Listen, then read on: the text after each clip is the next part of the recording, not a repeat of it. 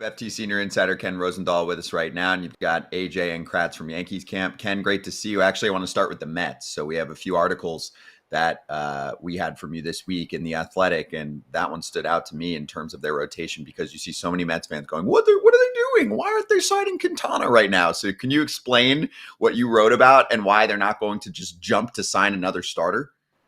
Well, the reason is the Steve Cohen tax, and they're over the highest threshold already. So if they sign Quintana for, say, $10 million, probably would be less than that, but just let's use that as an easy number. You're paying a 110% tax on $10 million. That's $11 million. So he effectively costs $21 million. Now, I like Jose Quintana. I think he should be at a camp somewhere. I don't know that I would want to expend $21 million to get him. And that's the problem as far as free agents are concerned. And also, Scott, it's early. They don't feel the need to necessarily go do something right now. Obviously, Montas is not going to start the season. Mania is not going to start the season, but they have built in their minds depth. And that's why basically what I wrote was that it's too soon for them to panic. Okay. And now I want to kick us right back to the Yankees. And let's see if we can bring in Kratz and AJ for this one, too, at least to just listen to my initial question again and then see if you guys have a comment. So, Ken, you spoke earlier this week on Fair Territory about Anthony Rizzo, and you wrote about him as well and how he feels like he's not getting fair value in terms of an ask. Do you feel like he's getting fair value? And do you think that he is hurting any future veteran first baseman in his spot? My quick opinion is no. I mean, he really has not been healthy and not produced much in the last couple of years and was paid well. But tell me I'm wrong. I'm not going to tell you you're wrong, but I don't know exactly what he's getting offered. So that's number one. He mentioned something like around the minimum, a couple of million. So if that's what it is for Anthony Rizzo, who's made a lot of money in his career, over 100 million, if I'm not mistaken, he's not going to play for that. And I know fans look at this and say, man, little boys game. These guys should play almost for free, if not that. That's not how players think. And they think of themselves valued against other players. And Anthony Rizzo, even now, coming off the two injury marred seasons, which he is fully aware of, and declining numbers and declining performance, he's not going to go out there and simply undervalue himself in his mind. Now, the question about whether he would be hurting future people in his position, I understand what he's saying, and I tried to explain it. Unfair territory. Basically, he's worried about the next older first base corner type who comes along, and then teams say, Anthony Rizzo took $2 million last year. You're not even as good as Anthony Rizzo. You're going to make less. And it might seem like a small thing, but it's something that players are conscious of. And Rizzo, like a lot of players, acknowledges the people who came before him, who sacrificed for him, and he doesn't want to do anything that might be perceived as detrimental to future players.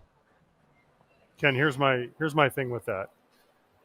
If you want to play, you're going to play for whatever they offer you. Yes, it's great to say, hey, I want to hold out for 10 million or whatever. What did Goldschmidt get? 10 million or whatever Goldschmidt got, right? But at the same time, if you want to play that badly, and teams come to you, and every team is coming to you at 2 or 3 million, guess what? That's your value on the open market. Maybe go out and have another great year, have a healthy year, and then maybe you can get 10 million. I understand. Listen, as a veteran guy, I went through it. My last year, my second to last year, 2015, the Braves paid me $2 million. I was coming off, I think, making 8.5 the year before, right? But I knew where I was in my career, and I was just happy. Hey, they're offering me a big league deal. I don't have to go to camp and compete for a job. So there are different things. Yeah, was I thinking about like, oh yeah, well I'm going to affect guys later? Well, I was 38 years old, and I was like, well, if there's another 38-year-old catcher, then they get $2 million. I might be pretty happy about it. So I don't know. I feel like this is one of those things where if you don't want to play, then just be like, yeah, I'm not. If I don't get, we talked about how many guys have said if I don't get 5 million, 10 million, I'm not going to play. But to say like, oh, I don't, whatever. It's just, to me, you either want to play or you don't. And again, I've never been in this situation. I was never as good as Anthony Rizzo is. Never made as much money as Anthony Rizzo has. But at the same time, I'm like, if I want to play and someone offers me, I'm going to go play. If not, I'm going to go home.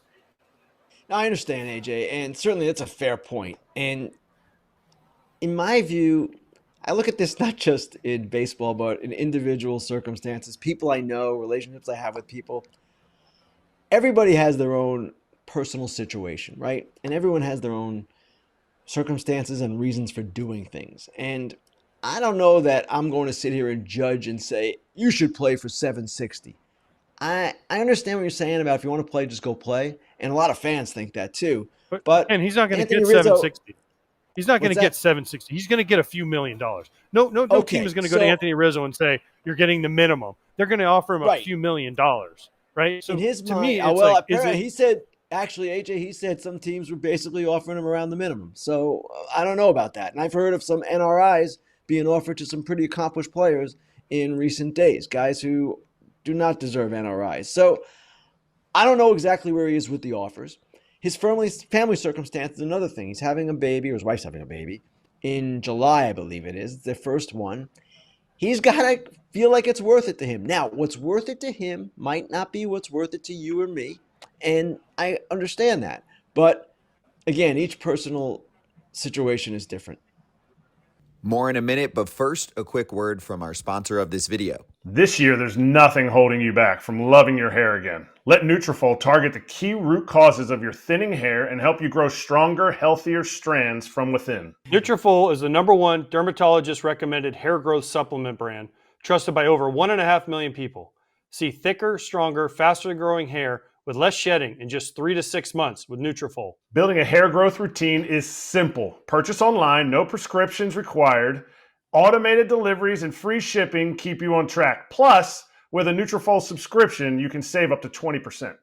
Start your hair growth journey with Nutrafol for a limited time. Nutrafol is offering our listeners $10 off your first month subscription and free shipping when you go to Nutrafol.com and enter the promo code FOUL. Find out why over 4,500 healthcare professionals and stylists recommend Nutrafol for healthier hair.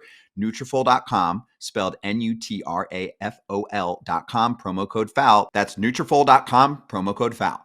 And now back to the video. What Ken was talking about with the NRI is non-roster invite. Essentially, this guy's entire career. You talk about taking less to still have a job.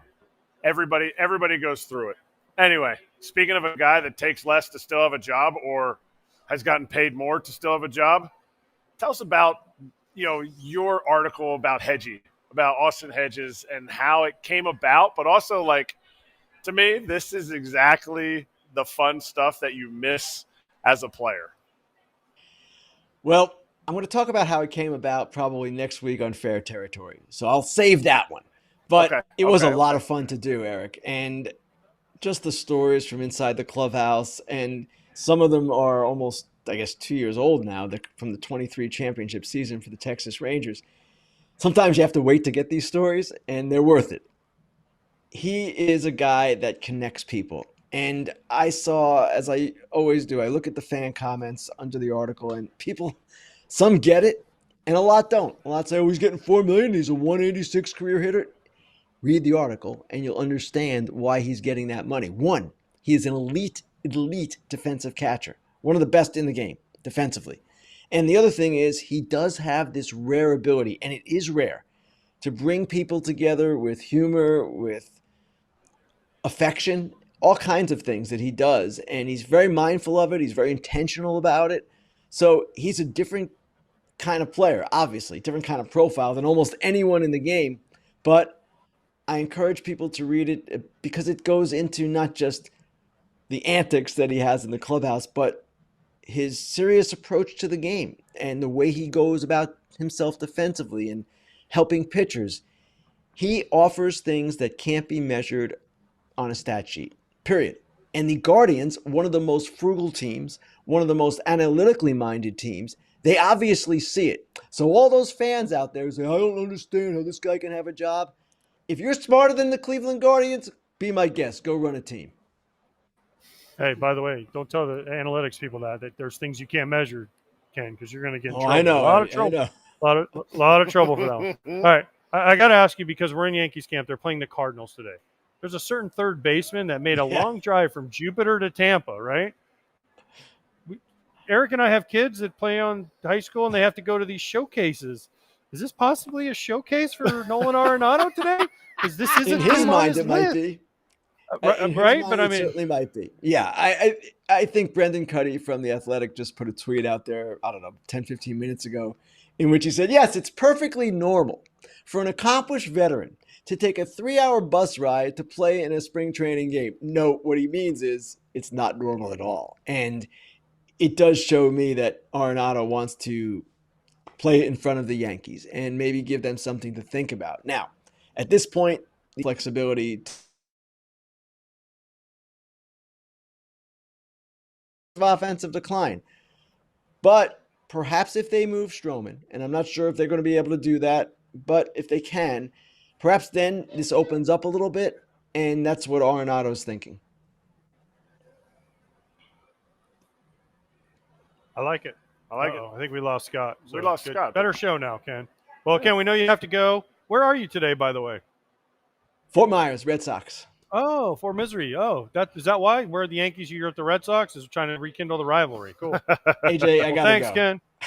I know. I know. Thanks, Ken. Enjoy JetBlue. I hope if you go all the way up to the top of the left field, you might get a nosebleed, Ken. So watch out. Hey, everybody. Be sure to like and subscribe for more content. We're back here every weekday, all year long, so do not miss an episode. The videos are coming in all day. Here's another video you might enjoy. Baseball the way it should be covered.